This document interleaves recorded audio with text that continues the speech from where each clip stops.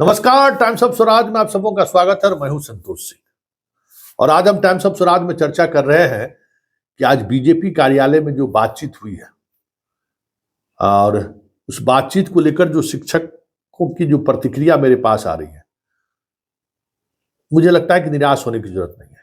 देखिए, हर आंदोलन का ये इस तरीके की चीजें खूबसूरती है। जैसे अभी हमने खबर चलाई ना कि भाई किस तरीके से चीजें चल रही हैं, मुख्य सचिव किस स्तर पर बातों को आगे बढ़ा रही है, अलग अलग फ्रंट पर काम होता है। आप जितनी मजबूती के साथ मैदान में डटे हुए हैं, आप धैर्य रखिए, परिणाम आपके पक्ष में होगा। चाहे वक्त जो लगे, लेकिन पक्ष में होगा। और एक बात और समझ लीजिए, सक्षमता परीक्षा को लेकर जो आप कह रहे हैं ना, आज जो मेरी अधिकारियों से बात हुई है, बीपीएससी जिनको क्वालिफाइंग मार्क्स आ गया, उनको आप सक्षमता परीक्षा से वंचित कर दें, ये सारी बातें आज बहुत ही तार्किक तरीके से मेरी भी बातचीत हुई है शिक्षा विभाग के अधिकारी से भी और शिक्षा विभाग से जुड़े हुए मंत्री के आसपास के लोगों से भी। उसमें कुछ तकनीकी पहलू है, जरा इसको समझ लीजिए। ये बीपीएससी वाले को शामिल करने के लिए फिर से एक अलग तरीके का नियमावली लाना पड़ेगा। वो कॉम्पिटिटिव एग्जाम था, ये कॉम्पिटिटिव एग्जाम नहीं है, इनका तर्क ये है।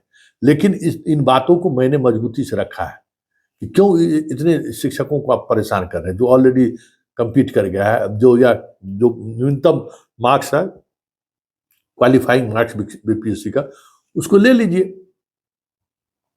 ये बातें भी थोड़ा असहज रहे, लेकिन चर्चा है, इस बात को समझिए।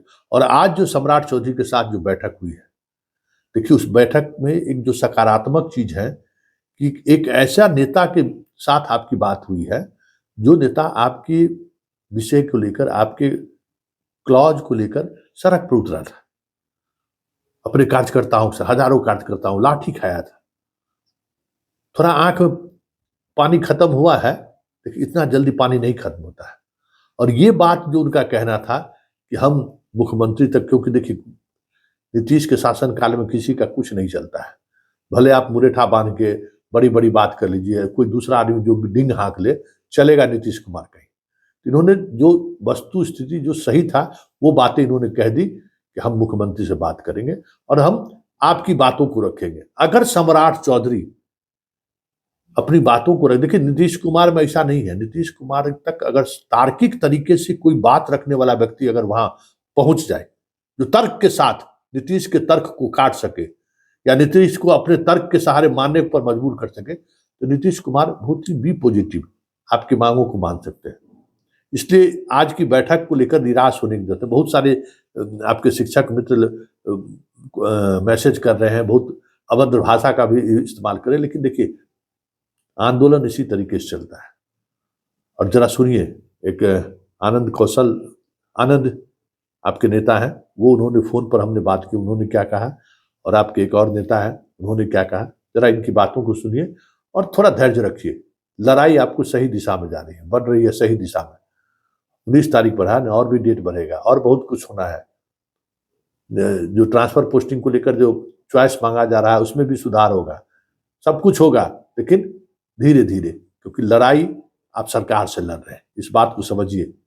आप किसी और से नहीं लड़ रहे हैं, आपकी लड़ाई सीधे सरकार से।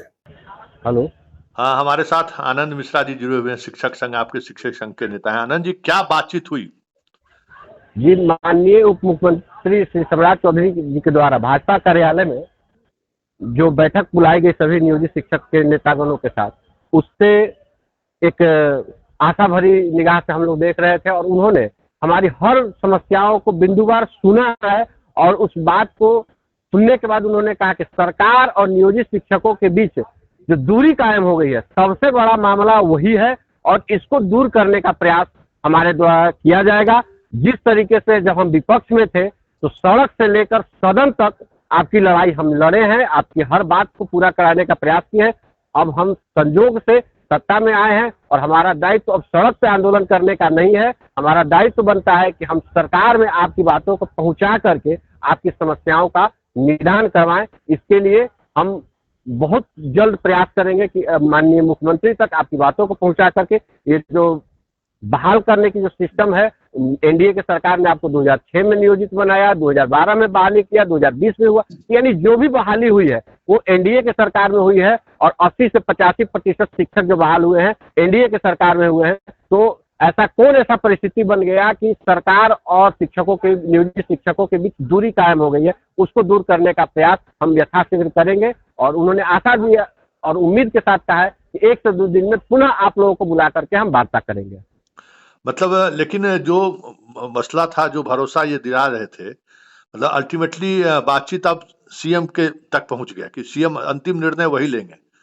मतलब जो विपक्ष में रहते हुए जो भरोसा ये दे रहे थे वो सिर्फ भरोसा था, कुछ भी ठोस निर्णय होगा तो अब सीएम के बातचीत से ही होगी, ऐसा बातचीत, मतलब ये वार्ता से यही रिजल्ट सामने आया ना। इस बैठक में विधान पार्षद जीवन कुमार जी भी थे, जो शिक्षक निर्वाचन क्षेत्र गया से आते हैं, और उन्होंने कहा भी था कि जो माननीय शिक्षा मंत्री जी ने आज दिया है कि 3 बार ऑनलाइन और 2 बार ऑफलाइन परीक्षा आयोजित किया जाएगा, और भी कुछ मुद्दे हैं जिसको कंसीडर विभाग करने की ओर तत्पर है। किसी शिक्षक की सेवा समाप्त नहीं की जाएगी किसी भी स्थिति में। और माननीय उप मुख्यमंत्री जी ने भी इस बात पे एक बहुत बड़ी बात कही कि आप लोग बिहार के वासी हैं और जब हम आपको लेकर के सिस्टम में आए हैं तो आप लोग निश्चिंत रहिए, किसी को न हटाया जाएगा और किसी को जिला बदल भी नहीं किया जाएगा, ऐसा उन्होंने एश्योर किया है। लेकिन प्रमुख बात उन्होंने जो कहा है कि हम इस सारी बिंदुओं को माननीय मुख्यमंत्री तक ले जाएंगे, तो कह सकते हैं कि मुख्यमंत्री को ही निदान करना है ना। शिक्षा विभाग भले विजय चौधरी जी देखते हो या पहले चंद्रशेखर जी देखते हो, लेकिन शिक्षा विभाग के जो भी निर्णय है कहीं ना कहीं उसमें सीधा इंटरफेयर अगर देखा जाए तो माननीय मुख्यमंत्री जी के द्वारा होता है। और पहली बार इतने दिनों की सरकार में पहली बार कोई उप मुख्यमंत्री इतना एश्योर किया और शिक्षक संगठनों के साथ वार्ता करके कहा कि आपकी समस्याओं को निदान कराने के लिए मुख्यमंत्री से हम बात करेंगे। मुख्यमंत्री उप मुख्यमंत्री तो तेजस्वी यादव जी भी थे, सुशील कुमार मोदी जी भी थे, उन्होंने ही कहा था सुशील कुमार मोदी जी ने कि भगवान भी आएंगे तो वेतनमान नहीं दिया जाएगा। लेकिन आज उसी पार्टी के उप मुख्यमंत्री शिवराज चौधरी जी ने कहा है कि आपको कोई हिला नहीं सकता है, आपकी सेवा समाप्त नहीं होगी, आपको जिला बदर नहीं किया जाएगा, और आपकी हर समस्या का निदान करने के लिए जिस तरीके से सड़क से लेकर सदन तक हम पिछली जो विपक्ष में थे तो लड़ाई लड़े हैं, तो आज सत्ता में आए हैं तो मेरा प्रथम दायित्व बनता है कि आपकी समस्या का निदान कराने का प्रयास करें। तो सत्ता में आए हैं तो उसका जो तरीका है उस तरीके से उन्होंने कार्य करने का आश्वासन दिया है।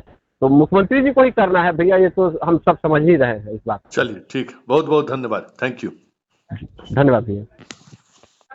बिहार में करने में आपको ये शर्त की क्या जरूरत है? यह शर्त केवल और केवल शिक्षकों को परेशान करने के लिए किया जा रहा है। और प्रतिदिन आप देखिए ठंडक में बच्चे मरे हैं, इसका हमने उदाहरण दिया है कि कोई भी फरमान जारी कर दीजिए, अब ठंडा में स्कूल खोल देना, गर्मी की छुट्टी में शिक्षक विद्यालय में बने रहेंगे। आप जिस तरीके से कह रहे हैं कि आप हिंदू पर्व त्यौहार में आप जाकर स्कूल में पढ़ाइए, ये ऐसे चलेगा?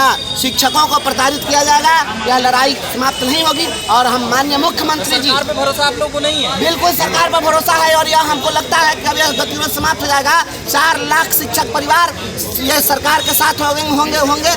आप प्रदर्शन नहीं कीजिएगा आप लोग? प्रदर्शन हम लोग शौक से तो नहीं करते हैं, सरकार प्रदर्शन के लिए मजबूर करती है। जब परेशानी होगी तो केसीएस के पाठक के तुगलकी फरमानों के बारे में भी कोई बात की आप लोगों ने? निश्चित रूप से हमने उन पर एक चार्जशीट फाइल किया है। वो चार्जशीट है कहाँ लाई जी? चार्जशीट हमने फाइल किया है। हमने उनके मांगे आप समझा नहीं पा रहे। दिखाइए। मुख्य मांग एकमात्र मांग है हमारी कि हम सभी लोगों को बिना सख्त राज्यकर्मी का दर्जा दीजिए, और प्रताड़ना का जो दौर हो रहा है उन्हें यह फिक्र है हरदम नई तर्जे जफा क्या है, हमें भी शौक है देखिए सितम की इंतहा क्या है। ये सितम की जो इंतहा है ये होनी चाहिए, हम इसकी बात करने के लिए हैं। जी बिल्कुल निश्चित रूप से हम संतुष्ट हैं।